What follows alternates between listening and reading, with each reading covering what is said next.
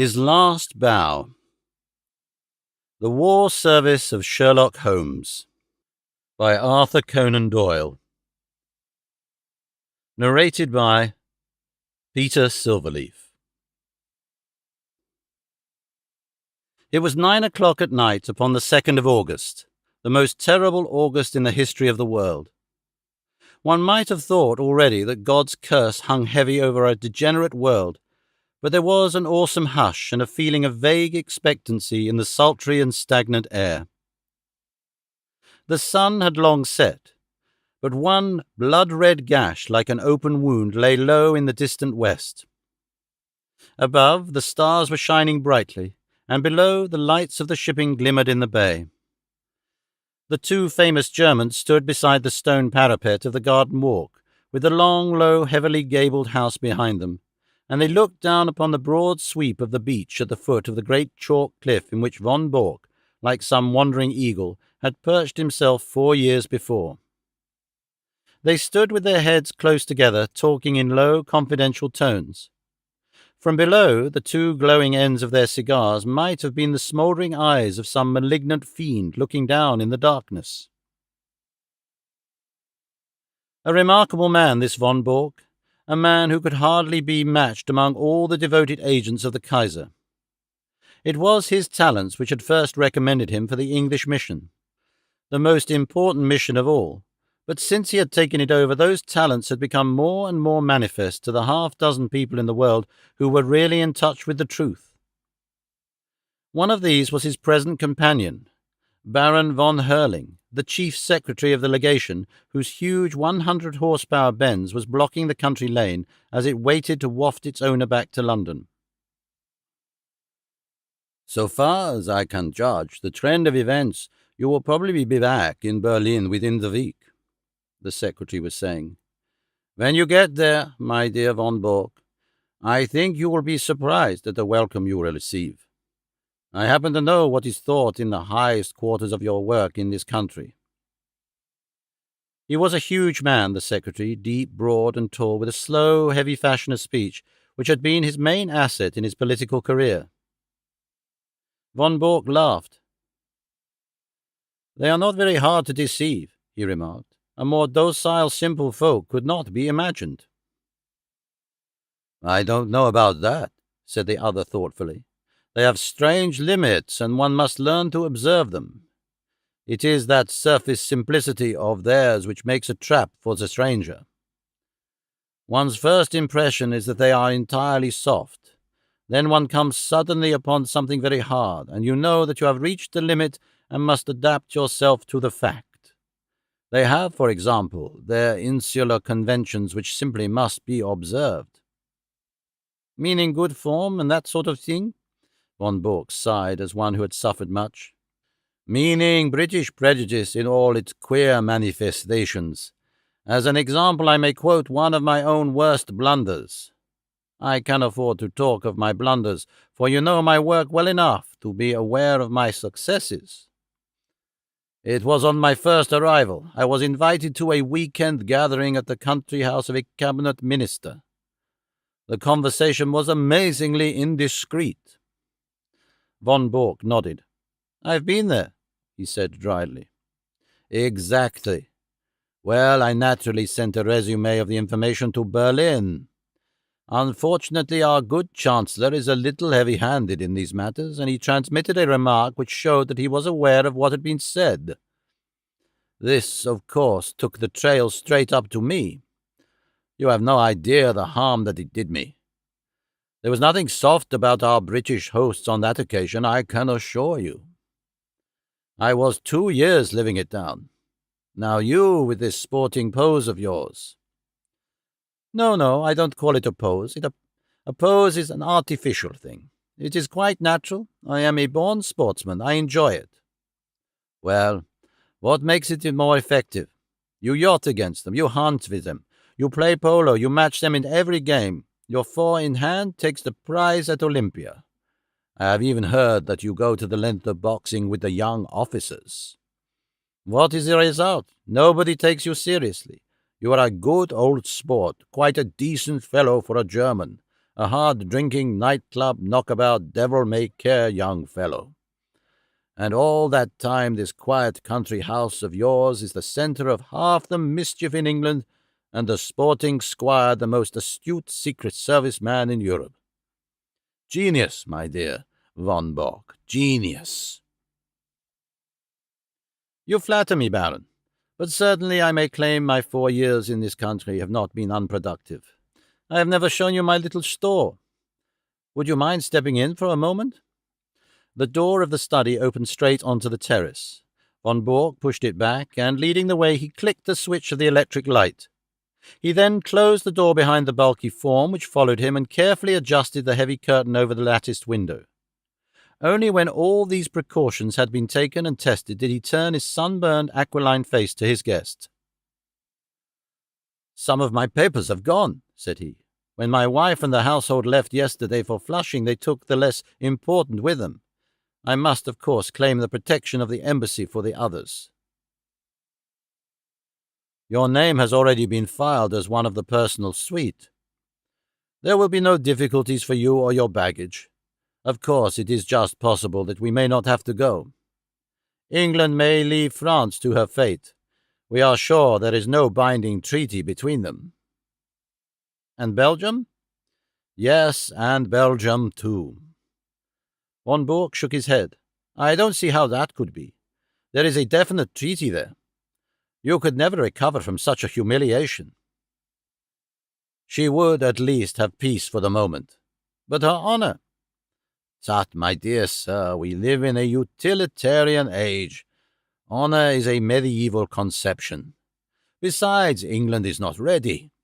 It is an inconceivable thing, but even our special war tax of 50 million, which one would think made our purpose as clear as if we had advertised it on the front page of the Times, has not roused these people from their slumbers. Here and there one hears a question. It is my business to find an answer. Here and there also there is an irritation. It is my business to soothe it. But I can assure you that so far as the essentials go, the storage of munitions, the preparation of submarine attack, the arrangements for making high explosives, nothing is prepared. How then can England come in, especially when we have stirred her up at such a devil's brew of Irish civil war, window-breaking furies, and God knows what to keep her thoughts at home? She must think of her future. Ah, that is another matter. I fancy that in the future we have our own very definite plans about England, and that your information will be very vital to us. It is today or tomorrow with Mr. John Bull. If he prefers today, we are perfectly ready. If it is tomorrow, we shall be more ready still. I should think that they would be wiser to fight with allies than without them, but that is their own affair. This week is their week of destiny. But you were speaking of papers." He sat in the armchair with the light shining upon his broad, bald head while he puffed sedately at his cigar. The large oak-panelled, book-lined room had a curtain hung in the farther corner. When this was drawn, it disclosed a large brass-bound safe. Von Bork detached a small key from his watch-chain, and after some considerable manipulation of the lock, he swung open the heavy door. "Look," said he, standing clear with a wave of his hand. The light shone vividly into the opened safe, and the secretary of the embassy gazed with an absorbed interest at the rows of stuffed pigeonholes with which it was furnished. Each pigeonhole had its label, and his eyes, as he glanced along them, read a long series of such titles as Fords, Harbour Defences, Aeroplanes, Ireland, Egypt, Portsmouth Forts, the Channel, Rosyth, and a score of others. Each compartment was bristling with papers and plans. "Colossal," said the secretary, pulling down his cigar. He softly clapped his fat hands. "And all in 4 years, Baron. Not such a bad show for the hard-drinking, hard-riding country squire. But the gem of my collection is coming, and there is the setting all ready for it." He pointed to a space over which Naval Signals was printed. "But you have a good dossier there already." "Out of date and waste paper. The Admiralty in some way got the alarm, and every code has been changed. It was a blow, Baron. The worst setback in my whole campaign. But thanks to my checkbook and the good Altamont, all will be well tonight." The Baron looked at his watch and gave a guttural exclamation of disappointment. "Well, I really can wait no longer. You can imagine that things are moving at present in Carlton Terrace, and that we have all to be at our posts. I had hoped to be able to bring news of your great coup. Did Altamont name no hour?" Von Bork pushed over a telegram. "Will come without fail tonight and bring new sparking plugs. Altamont." "Sparking plugs, eh? You see, he poses as a motor expert, and I keep a full garage. In our code, everything likely to come up is named after some spare part. If he talks of a radiator, it is a battleship, of an oil pump, a cruiser, and so on. Sparking plugs are naval signals." "From Portsmouth at midday," said the secretary, exclaiming the superscription. "By the way, what do you give him?" £500 for this particular job. Of course he has a salary as well." "The greedy rogue. They are useful, these traitors, but I grudge them their blood money." "I grudge Altamont nothing. He is a wonderful worker. If I pay him well, at least he delivers the goods, to use his own phrase. Besides, he is not a traitor. I assure you that our most pan-Germanic junker is a sucking dove in his feelings towards England, as compared with a real bitter Irish-American." "Oh, an Irish-American." "If you heard him talk, you would not doubt it. Sometimes I assure you I can hardly understand him. He seems to have declared war on the King's English, as well as on the English King. Must you really go? He may be here any moment." "No, I am sorry, but I have already overstayed my time. We shall expect you early tomorrow, and when you get that signal book through the little door on the Duke of York's steps, you can put a triumphant fini to your record in England." "What? Tokay?" He indicated a heavily sealed dust-covered bottle which stood with 2 high glasses upon a salver. "May I offer you a glass before your journey?" "No, thanks, but it looks like revelry. Altamont has a nice taste in wines, and he took a fancy to my Tokay. He is a touchy fellow and needs humouring in small things. I have to study him, I assure you." They had strolled out onto the terrace again, and along it to the further end, where, at a touch from the Baron's chauffeur, the great car shivered and chuckled. "Those are the lights of Harwich, I suppose," said the secretary, pulling on his dust-coat. "How still and peaceful it all seems. There may be other lights within the week, and the English coast a less tranquil place. The heavens, too, may not be quite so peaceful, if all that good Zeppelin promise us comes true. By the way, who is that?" Only one window showed a light behind them. In it there stood a lamp, and beside it, seated at a table, was a dear old ruddy-faced woman in a country cap. She was bending over her knitting and stopping occasionally to stroke a large black cat upon a stool beside her. "That is Martha, the only servant I have left." The secretary chuckled. "She might almost personify Britannia," said he, "with her complete self-absorption and general air of comfortable somnolence. Well, au revoir, Von Bork." With a final wave of his hand, he sprang into the car, and a moment later the 2 golden cones from the headlights shot through the darkness. The secretary lay back in the cushions of the luxurious limousine, with his thoughts so full of the impending European tragedy that he hardly observed that as his car swung round the village street it nearly passed over a little Ford coming in the opposite direction. Von Bork walked slowly back to the study when the last gleams of the motor lamps had faded into the distance. As he passed, he observed that his old housekeeper had put out her lamp and retired. It was a new experience to him, the silence and darkness of his widespread house, for his family and household had been a large one. It was a relief to him, however, to think that they were all in safety, and that, but for that one old woman who had lingered in the kitchen, he had the whole place to himself. There was a good deal of tidying up to do inside his study, and he set himself to do it until his keen, handsome face was flushed with the heat of the burning papers. A leather valise stood beside his table, and into this he began to pack very neatly and systematically the precious contents of his safe. He had hardly got started with the work, however, when his quick ears caught the sounds of a distant car.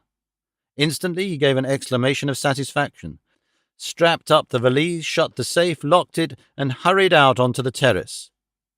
He was just in time to see the lights of a small car come to a halt at the gate. A passenger sprang out of it and advanced swiftly towards him, while the chauffeur, a heavily built elderly man with a grey moustache, settled down like one who resigns himself to a long vigil. "Well?" asked von Borg, eagerly running forward to meet his visitor. For answer, the man waved a small brown paper parcel triumphantly above his head. "You can give me the glad hand tonight, mister," he cried. "I'm bringing home the bacon at last." "The signals?" "Same as I said in my cable. Every last one of them. Semaphore, lamp code, Marconi. A copy, mind you, not the original. That was too dangerous, but it's the real goods, you can lay to that." He slapped the German upon the soldier with a rough familiarity from which the other winced. "Come in," he said. "I am all alone in the house. I was only waiting for this. Of course, a copy is better than the original. If an original were missing, they would change the whole thing. You think it's all safe about the copy?" The Irish-American had entered the study and stretched his long limbs from the armchair. He was a tall, gaunt man of 60 with clear-cut features and a small goatee beard which gave him a general resemblance of the caricatures of Uncle Sam. A half-smoked, sodden cigar hung from the corner of his mouth, and as he sat down he struck a match and relit it. "Making ready for a move," he remarked as he looked round him. "Say, mister," he added, as his eyes fell upon the safe from which the curtain was now removed, "you don't tell me you keep your papers in that?" "Why not?" "Gosh, in a wide-open contraption like that? And they reckon you be some spy. Why, a Yankee crook would be into that with a can-opener. If I'd known that any letter of mine was going to lie loose in a thing like that, I'd have been a mug to write to you at all." "It would puzzle any crook to force that safe," von Borg answered. "You won't cut that metal with any tool."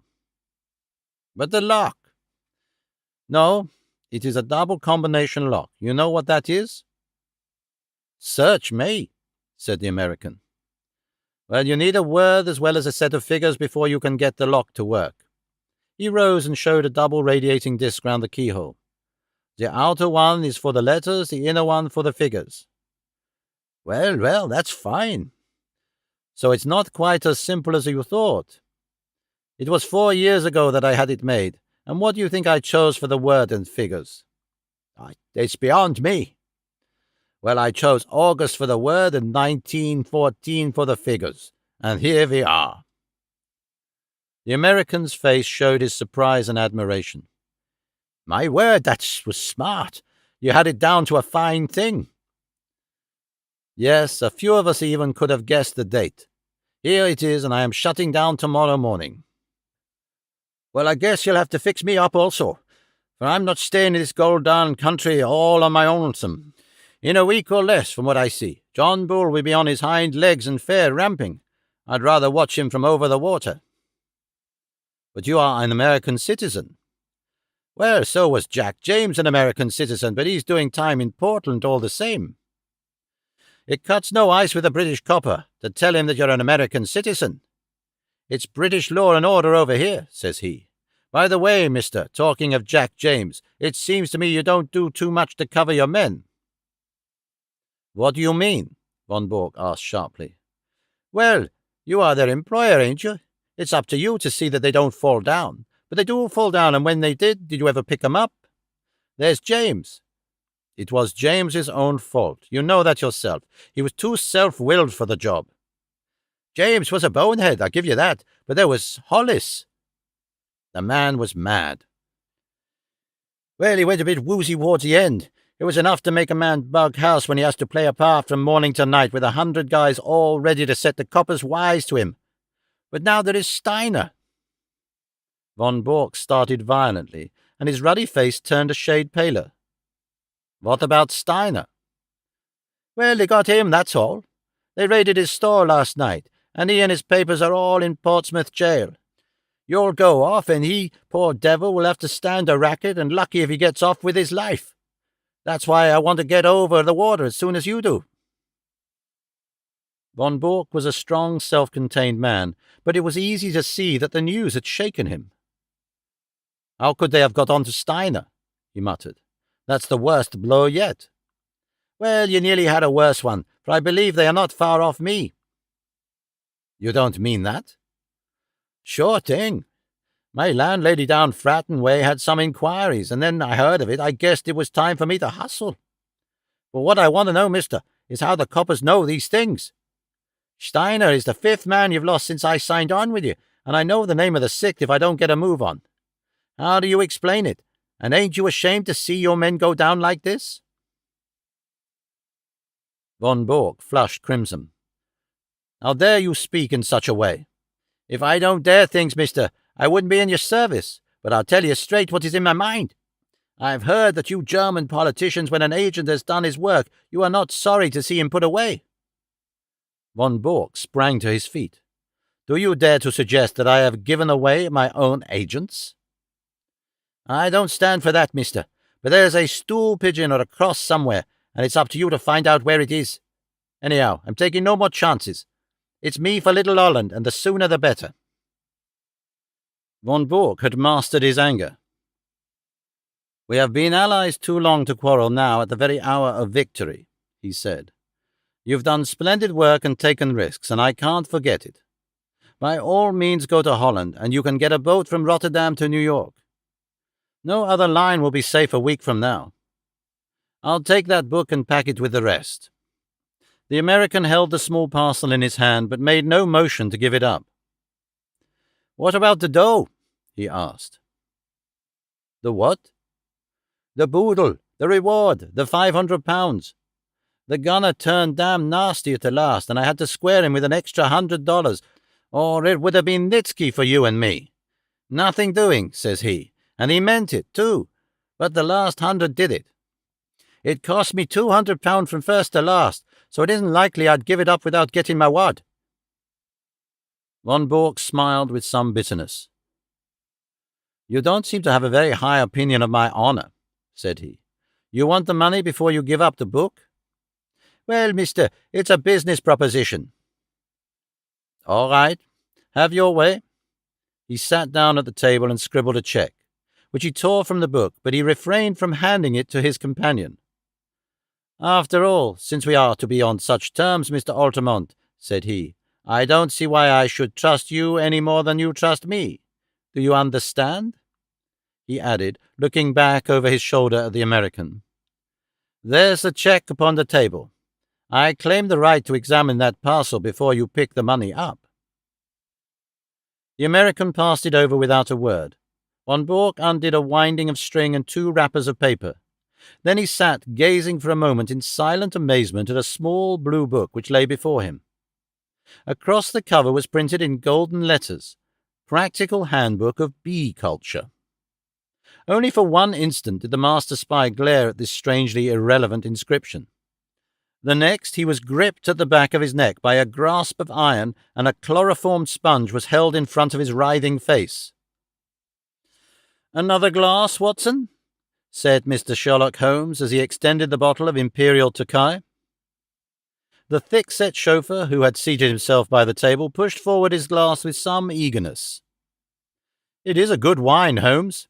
A remarkable wine, Watson. Our friend upon the sofa has assured me that it is from Franz Joseph's special cellar at the Schönbrunn Palace.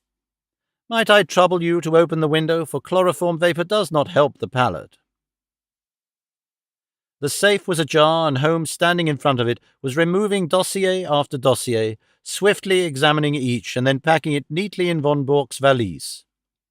The German lay upon the sofa, sleeping stertorously, with a strap round his upper arms and another round his legs. "We need not hurry ourselves, Watson. We are safe from interruption. Would you mind touching the bell? There is no one in the house except old Martha, who has played her part to admiration. I got her the situation here when first I took the matter up. Ah, Martha, you will be glad to hear that all is well." The pleasant old lady had appeared in the doorway. She curtsied with a smile to Mr. Holmes, but glanced with some apprehension at the figure upon the sofa. "It is all right, Martha. He has not been hurt at all." I'm glad to hear of that, Mr. Holmes. According to his lights, he has been a kind master. He wanted me to go with his wife to Germany yesterday, but that would hardly have suited your plans, would it, sir? No, indeed, Martha. So long as you were here, I was easy in my mind. We waited some time for your signal tonight. It was the secretary, sir. I know. His car passed ours. I thought he would never go. I knew that it would not suit your plans, sir, to find him here. No, indeed. Well, it only meant that we waited half an hour or so until I saw your lamp go out and knew that the coast was clear. You can report to me tomorrow in London, Martha, at Claridge's Hotel. Very good, sir. I suppose you have everything ready to leave?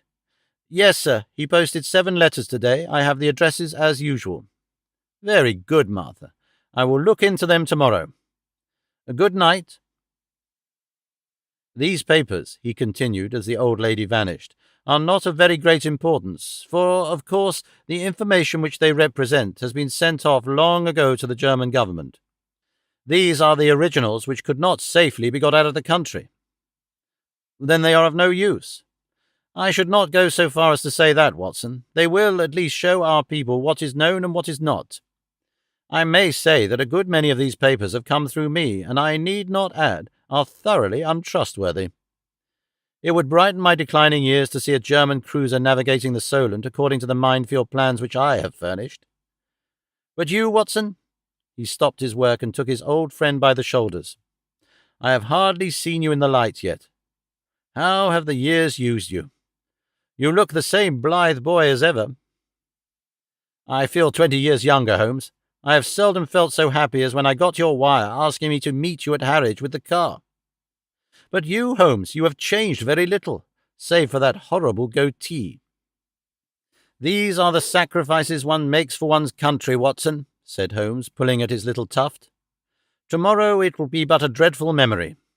With my hair cut and a few other superficial changes, I shall no doubt reappear at Claridge's tomorrow as I was before this American stunt.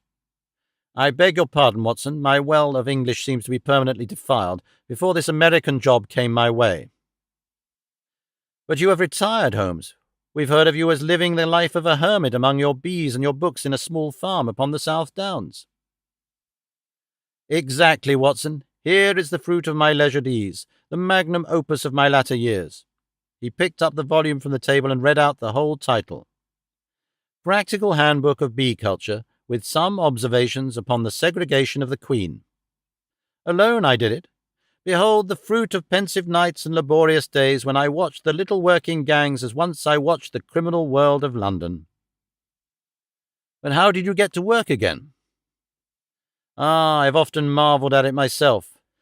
The foreign minister alone I could have withstood, but when the Premier also deigned to visit my humble roof? The fact is, Watson, that this gentleman upon the sofa was a bit too good for our people. He was in a class by himself. Things were going wrong, and no one could understand why they were going wrong. Agents were suspected or even caught, but there was evidence of some strong and secret central force. It was absolutely necessary to expose it. Strong pressure was brought upon me to look into the matter. It has cost me 2 years, Watson, but they have not been devoid of excitement.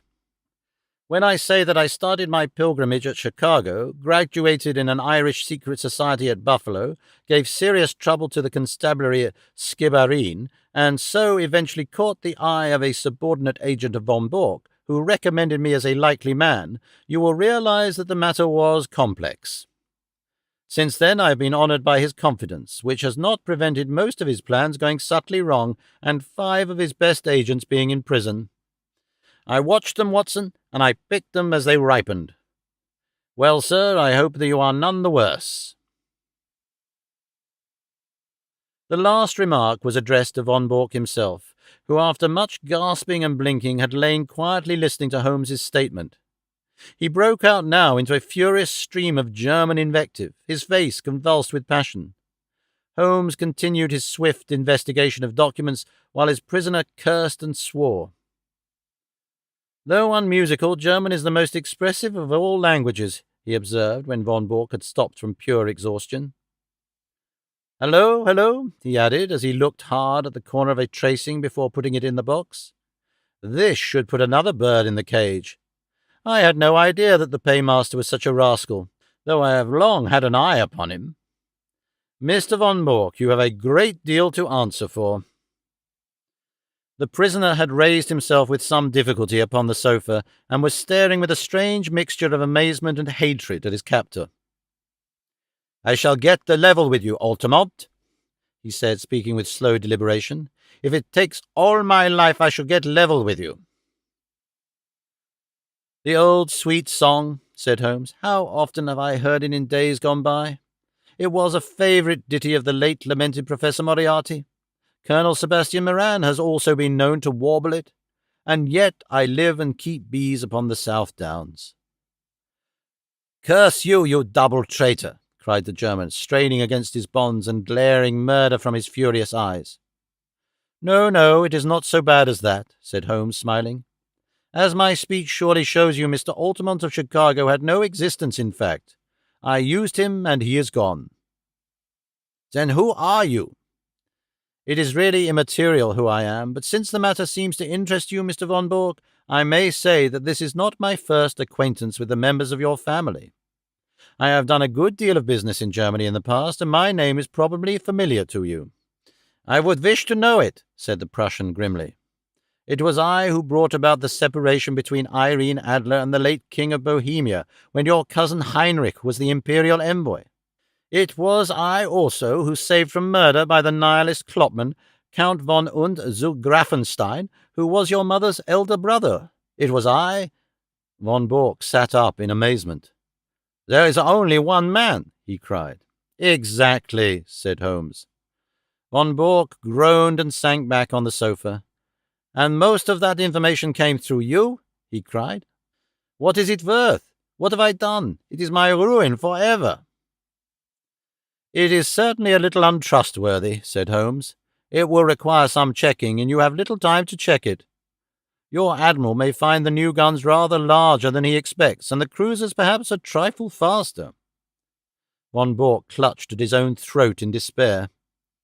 "There are a good many other points of detail which will, no doubt, come to light in good time. But you have one quality which is very rare in a German, Mr. von Bork. You are a sportsman, and you will bear me no ill will when you realize that you, who have outwitted so many other people, have at last been outwitted yourself. After all, you have done your best for your country, and I have done my best for mine, and what could be more natural? Besides," he added, not unkindly, as he laid his hand upon the shoulder of the prostrate man, "it is better than to fall before some ignoble foe. These papers are now ready, Watson. If you will help me with our prisoner, I think that we may get started for London at once." It was no easy task to move von Bork, for he was a strong and a desperate man. Finally, holding either arm, the two friends walked him very slowly down the garden walk, which he had trod with such proud confidence when he received the congratulations of the famous diplomatist only a few hours before. After a short, final struggle, he was hoisted, still bound hand and foot, into the spare seat of the little car. His precious valise was wedged in beside him. "I trust that you are as comfortable as circumstances permit," said Holmes when the final arrangements were made. "Should I be guilty of a liberty if I lit a cigar and placed it between your lips?" But all amenities were wasted upon the angry German. "I suppose you realize, Mr. Sherlock Holmes," said he, "that if your government bears you out in this treatment, it becomes an act of war?" "What about your government on all this treatment?" said Holmes, tapping the valise. "You are a private individual. You have no warrant for my arrest. The whole proceeding is absolutely illegal and outrageous." "Absolutely," said Holmes. "Kidnapping a German subject and stealing his private papers. Well, you realize your position, you and your accomplice here. If I were to shout for help as we pass through the village—" "My dear sir, if you did anything so foolish, you would probably enlarge the two limited titles of our village inns by giving us the Dangling Prussian as a signpost. The Englishman is a patient creature, but at present his temper is a little inflamed, and it would be as well not to try him too far.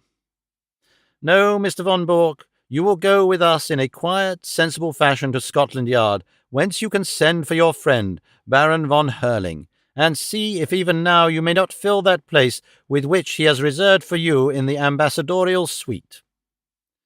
As to you, Watson, you are joining with us with your old service, as I understand, so London won't be out of your way. Stand with me here upon the terrace, for it may be the last quiet talk that we shall ever have."